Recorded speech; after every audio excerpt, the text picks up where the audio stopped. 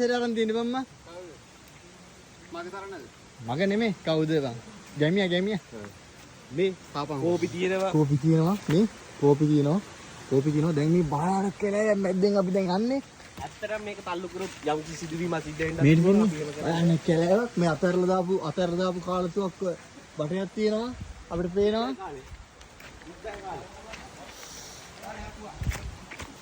අපි යනවා කැලේ මැද්දෙන්. ඇත්තටම මේ ලස්සන පුෂ්පයක් තියෙනවා දැක් ගන්න අපිට. මේ වගේ දේවල් සීට කාලගුණයක් තුල විතරයි දැක් ගන්න පුළුවන්. හරිම ලස්සනයි. මේ තියෙන්නේ දුටුගැමුණු රජුරෝ යුද්ධයට යද්දී සේනාව නවත්තලා නාපු ස්ථානේ. මේ කිතුල්ගලට ආවේනික කිඩාරම්මල කිඩාරම්මලක් තියෙනවා කිතුල්ගලට ආවේනික වෙච්ච.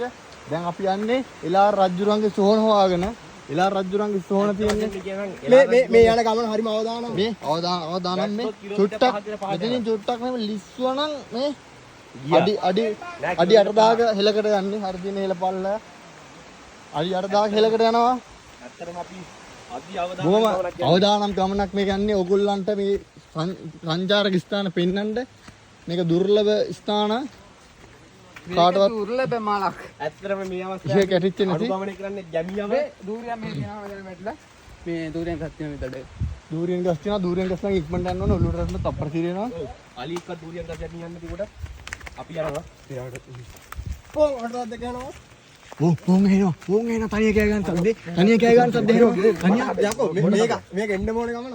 මොට කමියා. ඇත්තටම විසකුණු සත්වයන්ගෙන් මොට කඳයි වලස්සුන්ගෙන් කොටින්ගෙන් ගහනේ වූ කැලෑවක් මේක. මිදින් භයානක අලි වැටක් ඔන්න අලියා යන ඉස්සරහ. don't touch. දැන් අපි ඇවිදගෙන යනවා මේ ගල් මතින් එලාර රජුරුවන්ගේ දුර්ලභ සෝන මැණික් සෝන හොයාගෙන යන්නේ අපි. ඇත්ත වශයෙන්ම කිව්වොත් එලාගයි බෝධිනා හිතාගෙන ඉන්නේ එලාගතුමාගේ සොහන තියෙන්නේ අනුරාධපුරේ කියලා. අනුරාධපුරේ කියලා හැබැයි එහෙම නෙමෙයි කිතුල් වල තමයි තියෙන්නේ අපිට.